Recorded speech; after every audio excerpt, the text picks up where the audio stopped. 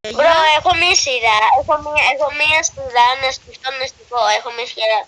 Οκ, για πες ρε.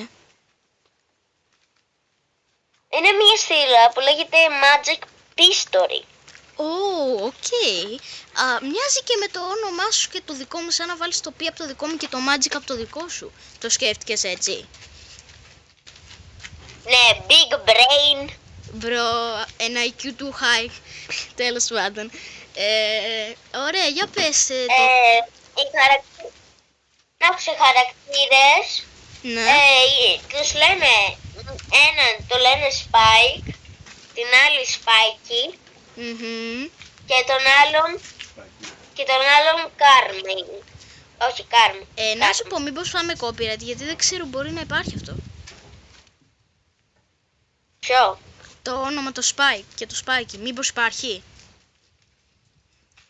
Το Spike δεν νομίζω, αλλά το Spike υπάρχει, αλλά δεν είναι τόσο, δηλαδή εντάξει, οκ, θα σου κάνω διαφορετικά τα models από το, θα το ψάξω πώς είναι το κανονικό, ώστε να το κάνω διαφορετικό για να μην νομίζουν ότι κάναμε copyright, αλλά να σου πω, μπρο, αυτό ξέρεις τι μου θυμίζει, το collaboration που θα κάνουμε για το τραγούδι, το Spikey, το... Α, ναι.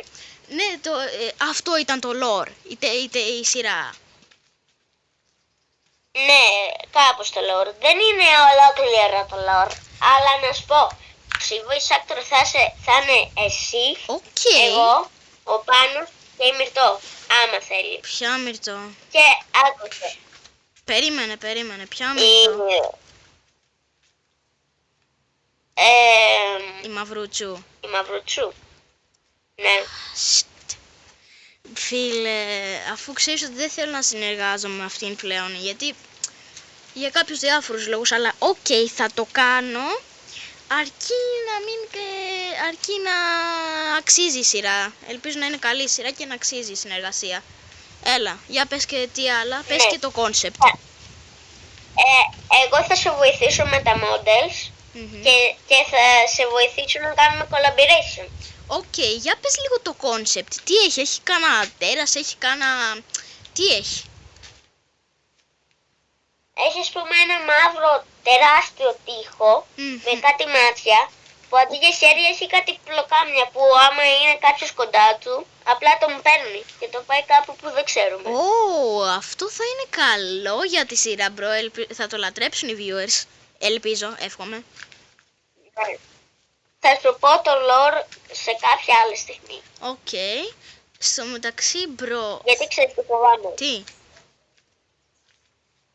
Άμα είναι κανένας hacker και τώρα κάνει κάτι στο account μας και το κάνει απλώς στο κανάλι μας. Ρε φίλε, αυτό θα είναι πολύ κακό. Κοίτα, κι εγώ είμαι hacker, αλλά δεν ξέρω, δεν μπορώ δηλαδή να είμαι συνέχεια 24/7 πάνω από τον υπολογιστή να κοιτάω αν γίνει εισβολή με commands, οπότε ναι. Ελπίζω να μην γίνει κάτι τέτοιο, μπρο, γιατί θα είναι μεγάλο leak. Ναι, και να σου πω και κάτι άλλο. Για πες. Για την ταινία. Για πες. Θα σου δώσω ένα κομμάτι από το lore. Στο επεισόδιο 7 κάποιος θα κάνει, όχι στο επεισόδιο 5, κάποιος θα κάνει inculent, κάπως έτσι. Τι σημαίνει αυτό? Δηλαδή όταν σε τρώει αυτό δηλαδή το τέρας που σου είπα, γίνεσαι σαν abstracted, απλά είναι λίγο διαφορετικό. Αντί για τα μάτια να είναι χρωματιστά, τα μάτια είναι άσπρα. Και πρέπει να κάνουμε και... Ναι, οκ, cool. Και έτσι δεν θα φάμε και copyright από το TDC, που δεν το κάνουμε από εκεί, δεν το παίρνουμε από εκεί, αλλά παράδειγμα έκανες. Δηλαδή είναι ο χαρακτήρας μαύρος με άσπρα μάτια. Ναι, δηλαδή άμα γίνεις inculent. Οκ.